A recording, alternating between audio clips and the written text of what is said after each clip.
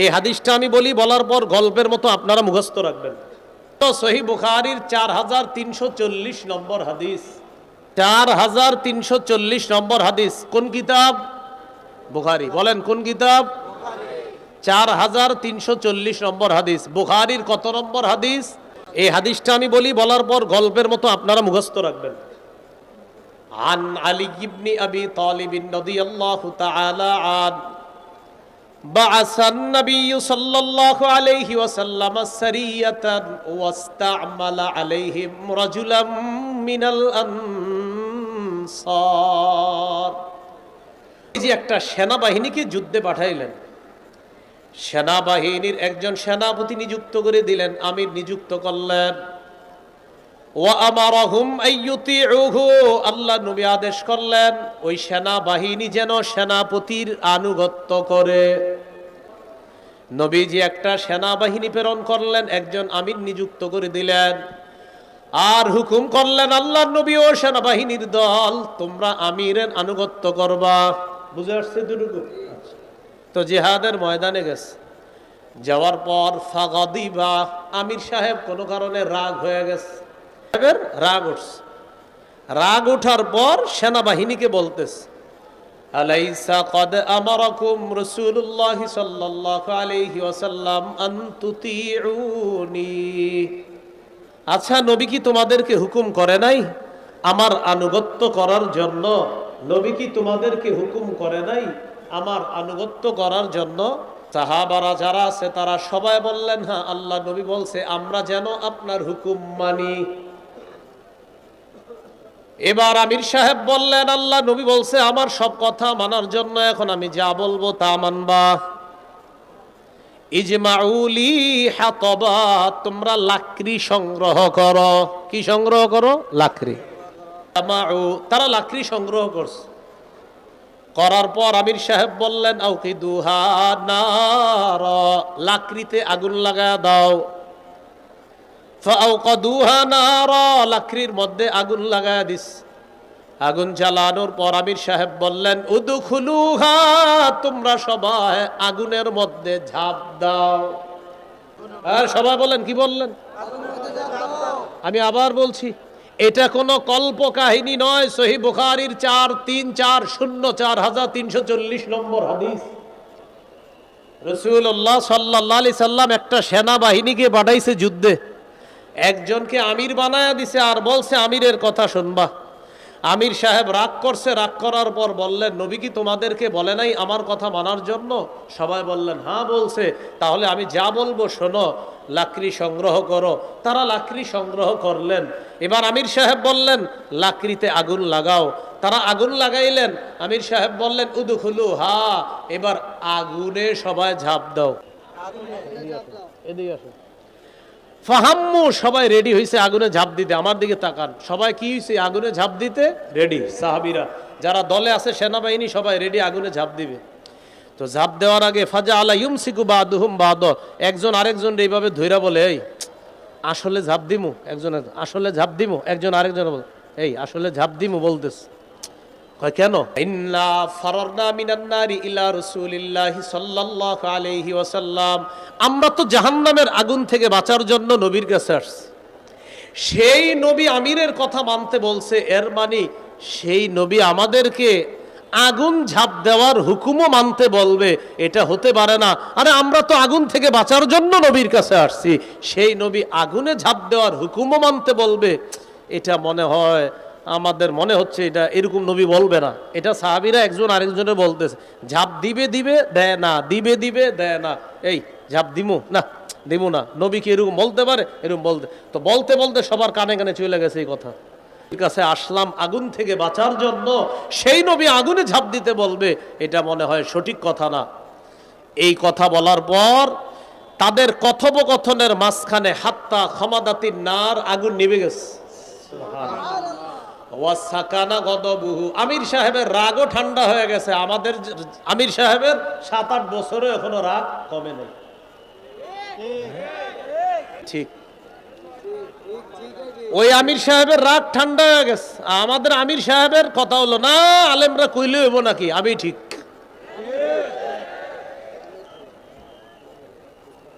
মানে যে কোনো আমির আর কি, যে কোনো আমির। এখন মনে করেন এত বছরও রাগ কমে না। আমি নিশ্চিত রাগের কারণে নিজের ভুল স্বীকার করে না। রাগ রাগ না, আমি কি, আমি আমি আমি তো সেরা, আবার আমি কি, এরকম। আমির সাহেবের রাগ কমে গেছে। রাগ কমার পর আগুনও নিভে গেছে। ফাবালাগাত নবিয়্যা সাল্লাল্লাহু আলাইহি সাল্লাম, ঘটনাটা নবীর কাছে গেছে। ইয়া রাসূলুল্লাহ, এরকম এরকম ঘটনা ঘটছে। আমির সাহেব বলছিল আগুনে ঝাঁপ দিতে। নবীজি বললেন, সর্বনাশ, ঝাঁপ না দিয়ে ভালো করেছ। লাউ দাখালুহা, যদি তারা আমিরের কথা শুই না আগুনে ঝাঁপ দিত, মা খারাজু মিনহা, তারা কিয়ামত পর্যন্ত ওই আগুন থেকে বের হতে পারত না। প্রিয় ভাইয়ারা, এই হাদিসটা গল্পের মতো মনে থাকবেন ইনশাআল্লাহ। একদল সেনাবাহিনী নবী যুদ্ধে পাঠিয়েছেন, একজনকে আমির বানিয়ে দিয়েছেন। নবী হুকুম করলেন আমিরের সব কথা মানবা। আমির সাহেবের রাগ উঠছে।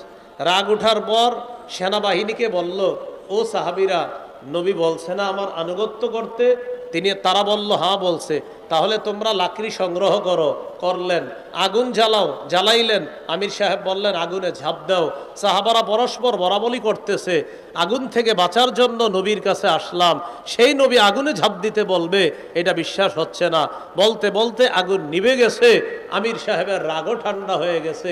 নবীর কানে এই যাওয়ার পর নবীজি বললেন, লাউ দাখালুহা মা খারাজু মিনহা ইলা ইয়াউমিল কিয়ামা, আমিরের কথা শুই না তারা যদি আগুনে ঝাঁপ দিত, কিয়ামত পর্যন্ত তারা বের হতে পারত না।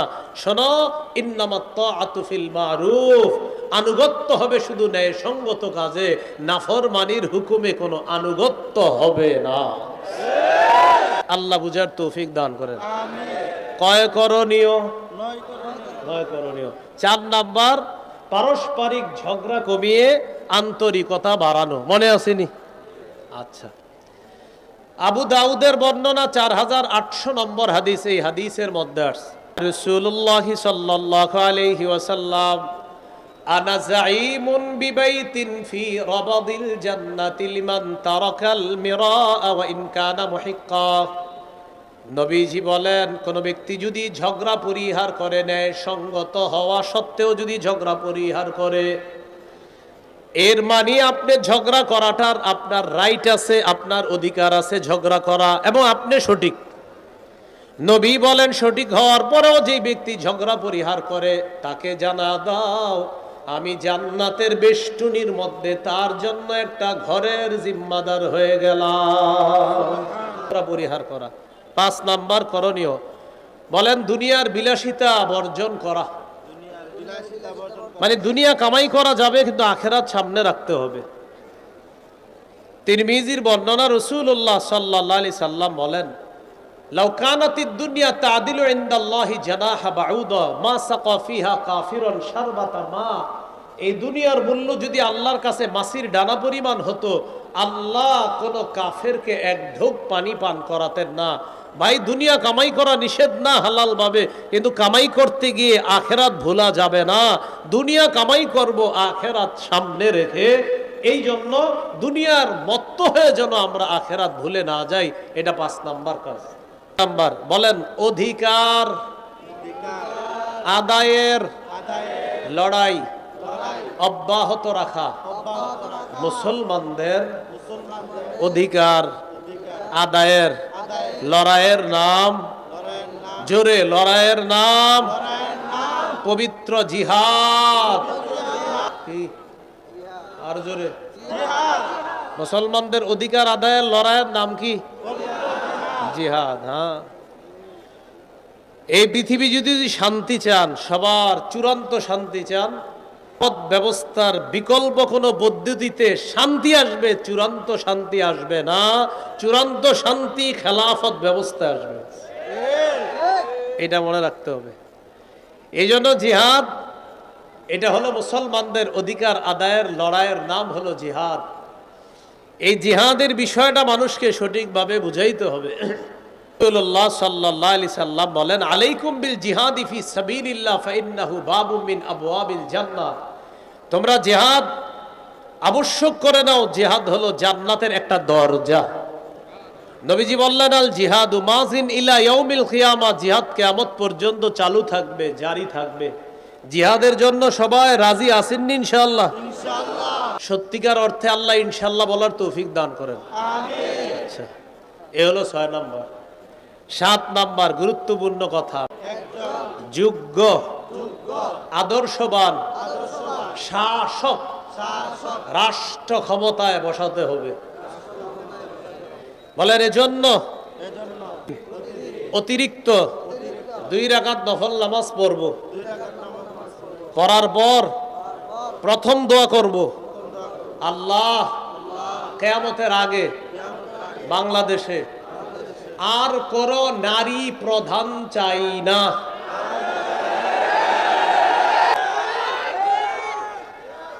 কি চাই না? নারী প্রধান চাই না।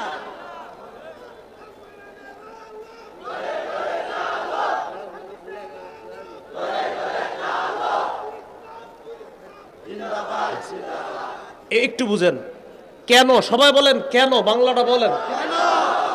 কি চাই না? নারী প্রধান চাই না। তাহলে প্রশ্ন হলো কেন? রাসূলুল্লাহ সাল্লাল্লাহু আলাইহি সাল্লাম বলেন, লা ইউফলিহা কওমুন ওয়াল্লাউ আমরাহুম ইমরাআতান, সে জাতি কিছুতেই সফল হবে না যেই জাতি তাদের নেতৃত্বে কোনো নারীকে বসায়। এজন্য 2 রাকাত নফল নামাজ পড়া প্রথমেই দোয়া করবেন, আল্লাহ আগামীতে কোনো নারী প্রধান দেশে চাই না। 2 নাম্বার দোয়া করতে হবে, আল্লাহ মরার আগে বাংলাদেশে শরিয়া আইন দেখে যেতে চাই। কি আইন দেখে যেতে চাই? শরিয়া আইন। এজন্য আপনাদের একটা কাজ আছে, করবেন না ইনশাআল্লাহ? ইনশাআল্লাহ দেয়া হবে। বলেন শরিয়া আইন চায় না তারা কোনো না কোনো অপরাধে অপরাধী যারা। আবার বলেন শরিয়া আইন চায় না তারা কোনো না কোনো অপরাধে অপরাধী যারা। চোর শরিয়া আইন চাইবে না, জিনা যে করে শরিয়া আইন চাইবে না, কারণ শরিয়া আইন প্রতিষ্ঠিত হলে বিগত বছরের চুরির বিচার করতে করতেই বিচার ব্যবস্থা চলে যাবে। এজন্য শরিয়া আইন চায় না কারা? কোনো না কোনো অপরাধে অপরাধী যারা। এই কথাটা মনে রাখবেন।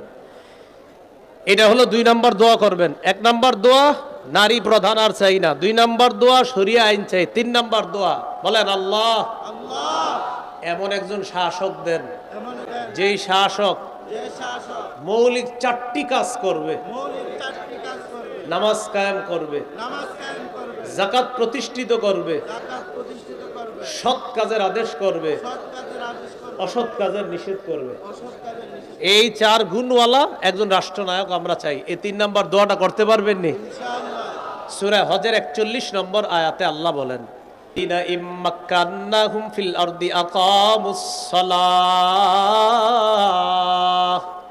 ওয়া আতাউয যাকাতা ওয়া আমারু বিল মা'রুফি ওয়া নাহাউ আনিল মুনকার। আল্লাহ তাআলা বলেন যাদেরকে আমি রাষ্ট্র ক্ষমতায় বসাই তাদের মৌলিক কাজ হলো 4টা। 1 নাম্বার নামাজ কায়েম করা, 2 নাম্বার যাকাত প্রতিষ্ঠিত করা। কি প্রতিষ্ঠিত করা? যাকাত প্রতিষ্ঠিত করা। আমাদের বাংলাদেশ এখনো সুদ ভিত্তিক রাষ্ট্র। স্লোগান দেওয়া হচ্ছে দারিদ্র বিমোচনে সুদ। আমরা স্লোগান দিব দারিদ্র বিমোচনে সুদ নয়, যাকাত। বলেন আমার সাথে, সুদে ফকির আরো ফকির হয়, যাকাতে ফকির ধনী হয়। বলেন তো, সুদে ফকির, যাকাতে ফকির। এজন্য 2 নাম্বার যাকাত ভিত্তিক রাষ্ট্র ব্যবস্থা এটা হতে হবে। সুদ ভিত্তিক রাষ্ট্র ব্যবস্থার পরিবর্তে যাকাত ভিত্তিক রাষ্ট্র ব্যবস্থা যখন হবে, 1 বছর পরে সুদ বলবে প্রিয় যাকাত তুমি ভালো থেকো, আমি বিদায় নিই। এই জন্য শরিয়া ভিত্তিক রাষ্ট্র যদি চলে, ইনশাল্লাহ দুনিয়ার কারো কাছে আমরা আর মাথা নত করা লাগবে না। যার বড় প্রমাণ আফগানিস্তান। বলেন কারা? আফগানিস্তান। 3 বছর আগে এদেরকে কেউ গণে নাই, এখন আফগানিস্তান বলে গোনার টাইম নাই। আল্লাহ বুঝার তৌফিক দান করেন। কলিজাটা ছিঁড়া মনে চাই বুঝাই আরো কিছু আসে না। আল্লাহ বুঝার তৌফিক দান করেন। এই হলো আপনার 7 নাম্বার। এমন একজন যোগ্য শাসক বসাতে হবে, আকামুস সালাহ, নামাজ কায়েম করা, আতাউজ যাকাত, যাকাত প্রতিষ্ঠিত করা, আমারু বিল মারুফ, নেক কাজের আদেশ করবে, ওয়ানাহাউ আনিল মুনকার, অসৎ কাজে নিষেধ করবে। ৮ নাম্বার করণীয়, শুরা ব্যবস্থার গুরুত্ব অনুধাবন করা। মসজিদের খতিব সাহেব যারা আছি এলাকার, আমরা শুরা ব্যবস্থার গুরুত্ব কি, কি পরিমাণ প্রয়োজনীয়তা, এটা জাতিকে বোঝাতে হবে। এটা হলো শুরা ব্যবস্থা। এই কথাগুলা এই সাধারণ মুসলমানরা বুঝতে হবে। আলেমরা এগুলা বুঝে, কিন্তু সাধারণ জনগণ শুরা ব্যবস্থার কি লাভ, কি ফায়দা, কি উপকার, এটা বুঝতে হবে, এটা অনুধাবন করতে হবে। শেষ করণীয়, বলেন শত্রুকে শত্রু মনে করতে হবে, বন্ধু মনে করার কোনো সুযোগ নাই। বলেন আমরা বারবার ভুল করব না। বলেন এক শত্রু ছেড়ে আরেক শত্রু গ্রহণ করে বৃষ্টি থেকে বাঁচার জন্য ঝর্ণার নিচে দাঁড়াবো না। হ্যাঁ, এক শত্রু ছেড়ে আরেক শত্রু গ্রহণ করে বৃষ্টি থেকে বাঁচার জন্য ঝর্ণার নিচে দাঁড়াবো। কেউ ভাই আপনি ঝর্ণার নিচে দাঁড়াইছেন কেন? বৃষ্টি থেকে বাঁচার জন্য। ও আচ্ছা, আহা থাক, মাশাল্লাহ মাশাল্লাহ, নাকি? হ্যাঁ, নিচে কেন ভাই আপনি ঝর্ণার নিচে? হুজুর আর বললেন না বাইরে বৃষ্টি, ওই জন্য ঝর্ণার নিচে। ও আচ্ছা আচ্ছা আচ্ছা, এক শত্রু ছেড়ে আরেক শত্রু গ্রহণ করা মানে বৃষ্টি থেকে বাঁচার জন্য ঝর্ণার নিচে দাঁড়ানোর মতো বোকামি করা।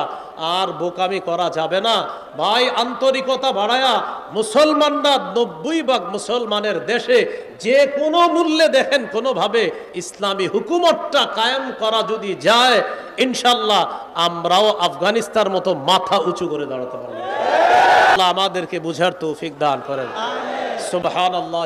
মাদ্রাসার জন্য, বোর্ডিংয়ের জন্য, আরও যেই সমস্ত কাজ আছে এগুলোর জন্য আমরা একটু সহযোগিতা করি। আমরা কেউ উঠবো না, যারা দিব তারা উঠবো না, যারা দিব না তারা উঠবো না।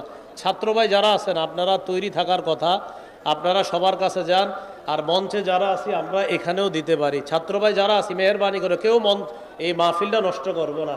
নামাজ তো এখানে হবে, নামাজ হবে, আমরা কেউ মাহফিলটা নষ্ট করবো না। বড় বড় আলেম ওলামায়ে কেরাম তারা এখনো বাকি আছে, ইনশাল্লাহ তারা আসবে। আমরা ইনশাল্লাহ মাশাআল্লাহ। সওদাগর সাহেব 2000 টাকা দিয়েছেন, আল্লাহ তার দানকে কবুল করেন। আরও যদি কেউ দিতে চান দিতে পারেন। ছাত্র ভাইয়েরা আমরা মাঠে চলে যাই, মাঠে যারা আছে আমরা ছাত্র ভাইদের কাছে একটু সহযোগিতা করি আমরা ইনশাআল্লাহ। আমরা শুনেন, বড় বড় উলামায়ে কেরাম যারা আছে তারা এখনো বাকি রয়েছেন, তারা আসতেছে ইনশাআল্লাহ, আলোচনা হবে। এই যে ভবনটা দেখেন, ভবন নির্মাণ হচ্ছে, তৈরি হচ্ছে।